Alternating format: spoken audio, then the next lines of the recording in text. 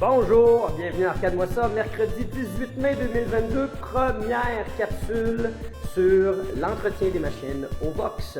Alors, on est bientôt ouvert depuis bientôt 3 semaines, bientôt. Et puis, encore une fois, plein d'ajustements, mais franchement, on met l'épaule à la roue et on laisse pas grand truc au hasard. Donc, oui, le chauffe-eau a été changé la semaine passée, la machine à café a été branchée. L'air climatisé va se faire brancher d'une minute à l'autre, le gars va débarquer, fait que je fais mon intro avant qu'il arrive.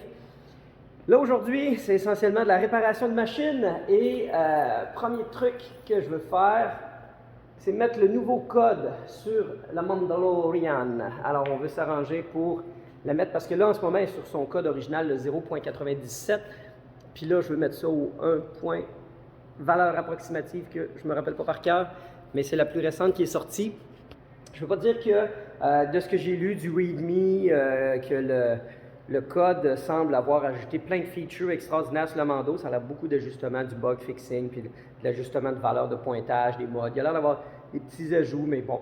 J'avoue que le gars un peu bébéleux en moi aurait aimé peut-être l'ajout d'un vidéo mode, par exemple, ou je sais pas, quelque chose de vraiment game changer, mais non. Mais, tant qu'à faire, on va mettre le nouveau code et après ça, pendant que le code va s'installer, ben, on va faire la révision sur plein d'autres machines. Mais en premier, comment ça se fait l'installation d'un code sur une Stern? Bon, pendant que les gars de la clim sont arrivés, j'ai ouvert la Mando et franchement, moi je trouve ça sidérant comment ils ont fait leur devoir, puis comment on est maintenant enfin rendu dans le 21e siècle avec la techno des pinballs. Alors, il y a 2 ports USB dans lesquels on peut mettre la clé USB que j'ai téléchargé le code préalablement gratuit sur le site web de Stern Pinball. Je l'ai mis ici et finalement, semble-t-il que tout ce qu'on a à faire, c'est de mettre la machine à on. Et encore une fois, je peux encore habituer. La machine est à on et normalement, l'ordi est supposé détecter par lui-même, par défaut, lorsqu'on a mis une disquette. Une disquette! Ça me fait penser dans le temps que je bootais mon Windows, là, puis que je voulais aller en DOS, il fallait que je mette une disquette DOS pour aller jouer dans l'auto-exec.bat puis le config.6. Good times! Alors, normalement, la Mando va faire un peu la même chose. Elle va booter de la clé USB. En ce moment, j'étais ça, version 0.97. Ah, est-ce que ma clé USB est formatée du bon format? Parce qu'il n'y a pas lu de la clé USB. Étrange. On va formater en FAT32. On va réessayer ça. On a remis le... c'est quand même 3.4 gigs comme update. Je suis comme, sacrifice, c'est beaucoup de code, mais évidemment, ça prend 3 essais avant de mettre une clé USB dans la vie. Puis des fois 4. Hey, là! On va regarder ce qu'on fait de m'amener. Ah ouais, à 5. C'est quoi qui se passe? Fatigué, je pense, hein? OK.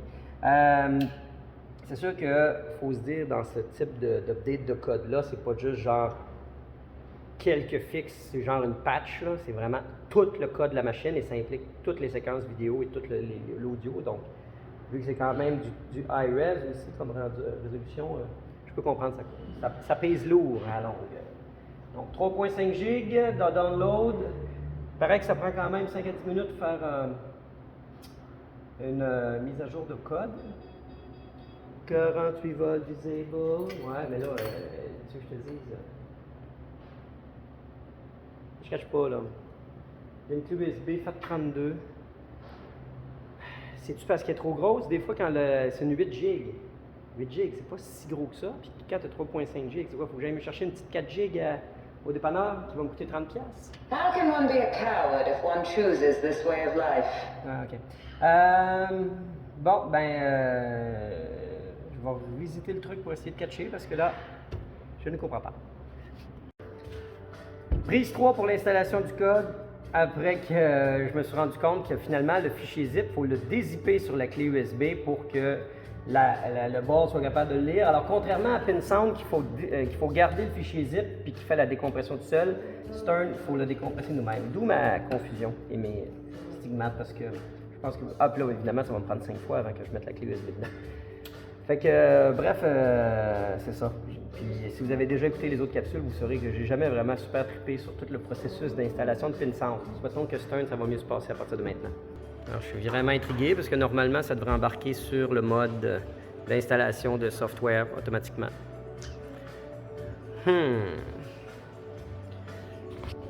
Comment c'est le tonner? Prise 4 pour l'installation du code. Puis je pense que si c'était possible de faire toutes les erreurs possibles à faire une après l'autre, je les ai faites. Parce que tu sais, dans la vie, il y a comme plusieurs niveaux de fatigue. Genre, oh, j'ai travaillé toute la journée, ou oh, je suis allé faire du ski toute la journée, ou oh, ça m'a pris 8 mois d'ouvrir un bar arcade, André. Fait que c'est ce niveau de fatigue-là que j'ai en ce moment. Calique. Fait que ce que j'avais oublié, c'est que les fichiers aussi, il faut qu'ils soient à la racine de la clé USB. Parce que quand j'ai pris mon fichier et j'ai fait un right-click extraire, il l'a extrait d'un folder. Fait que là, j'ai pris les deux fichiers du folder, je les ai mis à la racine, puis là... Feels good. OK, on peut-tu avancer aujourd'hui parce que la capsule, là, j'en ai pas mal à vous montrer, puis c'est supposé être le début, puis c'est ce qu'il y a de plus long. OK. Fait que... on va peser sur Select pour faire Update. Le Select, c'est le piton noir ici en passant, by the way. Puis après ça, on fait un autre Select to Update. Et là, ben... on va le laisser rouler, spinner pendant un bon petit bout. Pendant ce temps-là, je vais comme installer la boule disco because party! C'est une des rares vestiges qui est resté du trash bar qu'on a eu envie de garder. Fait que merci pour la boule disco, vous êtes vraiment très généreux. J'y suis enfin arrivé. Le code est installé. My God, quel combat! Alors, j'ai enlevé la USB et Power Cycle Game. On va faire mes reviews.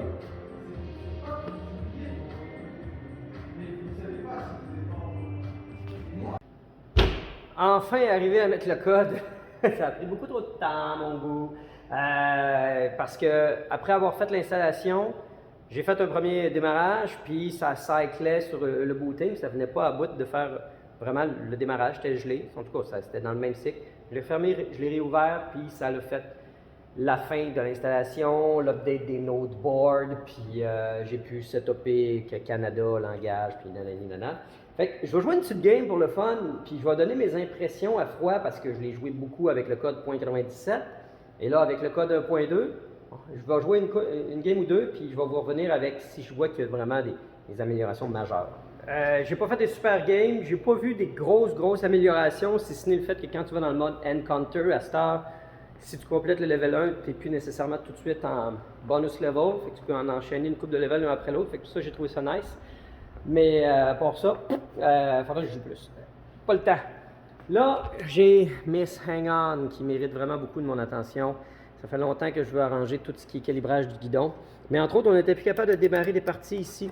Alors, en faisant une petite inspection, je me suis rendu compte que il y a des fils ici que j'avais pas assez bien attachés, qui se sont un peu entremêlés ici. Et dont, entre autres, je rappelle que le bouton ici a été rajouté par nul autre que moi-même à une autre époque pour être capable d'ajouter des crédits. Et c'est un fil que j'ai passé par l'intérieur de la machine qui vient ici. Et j'avais un petit morceau de tape pour camoufler ce petit zone-là. Il a coincé et en fait, le fil ici est cassé. Alors, je vais refaire ces connexions-là pour être capable de repartir la game parce qu'en ce moment, elle ne fonctionne plus et c'est un problème. Et après ça, je vais aviser parce que là, quand on va à gauche, la moto break. Alors, je veux vraiment comprendre, là, j'ai l'impression qu'il y a un câble qui accroche à quelque part, fait qu'on va réviser ça. OK, c'est replugué. Yes, le crédit est ajouté. Awesome. Donc, c'était vraiment ça qui était la coupure. Bon, maintenant que ça, c'est nice, c'est pas ça que je veux faire finalement. Moi, je veux aller dans le test mode. Et là, je veux aller dans Input Test. Input Test, si je ne me trompe pas, c'est... Select by Accelerator, Push Test Switch. Ah ouais, c'est tannant, il faut que je me penche à chaque fois. OK, ça fait que... Test. Là, il va falloir que j'aille fouiller dans mes manuels pour voir c'est quoi la valeur, pour être capable de me dire, OK, gauche à droite, ça va bien. Accélérateur a l'air d'aller. Puis le brake marche plus. Et pourtant, il a l'air de faire tourner le potentiomètre, mais il y a un problème parce que on voit vraiment la roulette du potentiomètre tourner, mais il n'y a aucun... Mais ça n'affecte pas... Oh! Oh, on dirait que ça l'a voulu un peu. J'ai l'impression qu'on a droit à un potentiomètre sale ou je sais pas quoi, là. Mais il se passe quelque chose avec Mr. Pot. Mais l'accélérateur a l'air de bien aller. OK. Alors, j'investigue et je vous reviens. OK, c'est vraiment très weird. On dirait qu'il y a un problème d'input parce qu'en ce moment, quand on veut freiner, si on va à gauche, ça freine. Alors que ça ne freine pas si on actionne le potentiomètre ici. Fait qu'on dirait qu'il y a un problème d'input du potentiomètre ici qui est connecté sur le même potentiomètre qui détecte le mouvement à gauche du volant parce que, en tout cas, ça fait que je vais enlever le module ici, puis s'il faut, je vais ouvrir toute l'unité de contrôle, mais c'est vraiment un drôle de bug. Bon, OK, j'ai vraiment d'investiguer le plus possible les connexions que j'ai ici à propos du fameux potentiomètre qui gère le gauche et droite et celui-là pour le frein. Et là, je suis incapable, en tout cas, j'ai vraiment pas l'impression que le problème vient du guidon. J'ai l'impression que ça vient en arrière. Malheureusement, les clés de la hang-on sont dans mon atelier, chez nous. Là, en ce moment, ça fonctionne. Vraiment pas à mon goût, mais ça marche. Je vais passer à un autre problème, à d'autres trucs à régler parce que j'ai vraiment une après-midi de fou. Puis entre autres, il faut que je nettoie le plancher. OK, donc, hang-on est refermé et tout. On va passer à un autre appel. La Arkanoid bootleg, on ne peut plus super dans son jus que j'ai hâte de pouvoir mettre du temps dessus. J'aimerais ça juste, faudrait juste que je nettoie. Ah, c'est vrai, c'est de la mousse qui a été peinte ici. Je me demande, hey, c'est le bezel le plus redneck que j'ai vu. OK, entre autres, hey, je tiens à toujours mentionner le fameux gobelet à cigarette avec la chaîne, pour ceux qui ne l'avaient pas vu. C'est un contrôle panel assez cool. Encore, Marc m'avait prêté un châssis de G07. En attendant, je répare les miens. Je vais juste y faire un petit tune-up. Moi, il baisser le flyback. Un peu trop gris à mon goût. Puis, le marquis, il y a une toute mini ampoule dedans, là, de ce format-là. Mais il n'a pas l'air d'avoir le jus qui l'alimente parce que j'ai changé le globe, ça n'allume pas. Donc, j'aimerais ça que le marquis allume. On ajuste ça. Check it out. J'ai le fil d'alimentation de la lumière ici qui va par là. C'est vraiment dans les choses que je veux régler rapidement, là, que je ne ferai pas là, mais tout ce qui est power box là, de la Arkanoid, c'est vraiment on ne peut plus shady. Le power supply, normalement, il devrait être genre installé ici, là. Puis la switch et tout, en tout cas, on va revenir plus tard. Mais là, pour l'instant, comme je veux du quick fix, je vais sûrement prendre tout simplement le fil du 120 ici, puis aller me plugger direct sur le power supply. Bon, super. La connexion est faite. Puis, malheureusement, la lumière ne marche toujours pas. Fait que je présume que c'est le socket qui est défaillant ou je sais pas quoi. Alors, je vais simplement me dire que je peux pas m'en sortir à si peu de frais. Et je vais m'installer tout simplement un nouveau fluorescent de 18 pouces à la place. Là, puis ça va faire vraiment beaucoup mieux que juste ce petit globe de veilleuse de chambre d'enfant là. Mais ça aurait été un quick win nice. OK, on va quand même ajuster l'écran. Bon, je dis pas qu'il n'y aurait pas besoin d'un petit cap kit, mais c'est vraiment déjà plus contrasté. D'ailleurs, si on enlève le reflet de lumière ici, ça me plaît beaucoup plus. Pour être capable d'atteindre ce niveau-là, ce que je fais, c'est je mets au minimum chacun des potes sur le neck ici, je les mets tout au minimum. Puis après ça, je monte mon screen ici. Jusqu'à temps que, juste avant que je commence à avoir des lignes parce que c'est trop allumé, parce que c'est trop bright.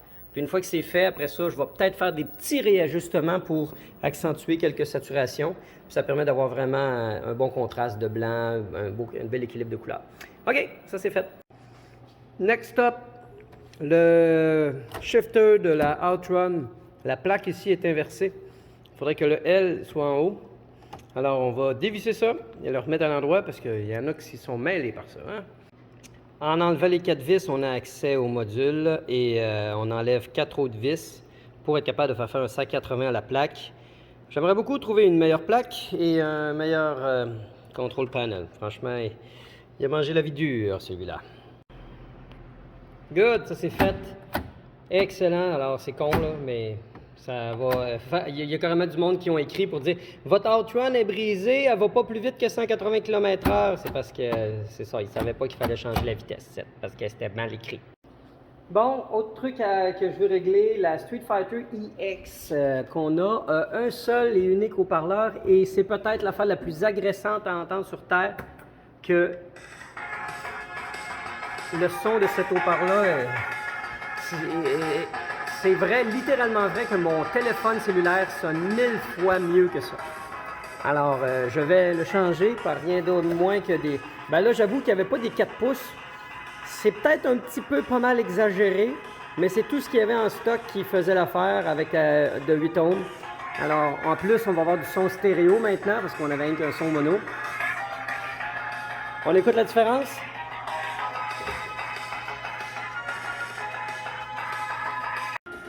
Voilà, il s'est installé et franchement, c'est beaucoup moins agressant parce que quand quelqu'un partait une game puis il la finissait pas, là, la musique roulait en boucle puis c'était vraiment agressant. Là, ça a vraiment plus d'allure. Puis en plus, on l'a en stéréo. Fait que c'est con, mais ça fait une belle différence en jeu. Alors là, ça fait partie de l'amour que j'ai envie de mettre sur la dynamo. Et puis, éventuellement, j'aimerais ça mettre une vitre ici. Parce que là, le plastique mou comme ça me fait pas triper. Puis, j'aimerais ça voir s'il n'y avait pas moyen avec le moniteur ou la télé d'aller dans son menu pour la faire afficher en 4.3 parce qu'en 16.9, ça m'agace, là, une affaire de fou. Fait que j'aimerais vraiment ça que ce soit en 4.3. Puis, en tout cas, il y a du travail à mettre dessus. C'est sûr que dans le meilleur des mondes, j'aimerais ça mettre soit un 27 pouces ou un 25 pouces dedans, cathodique.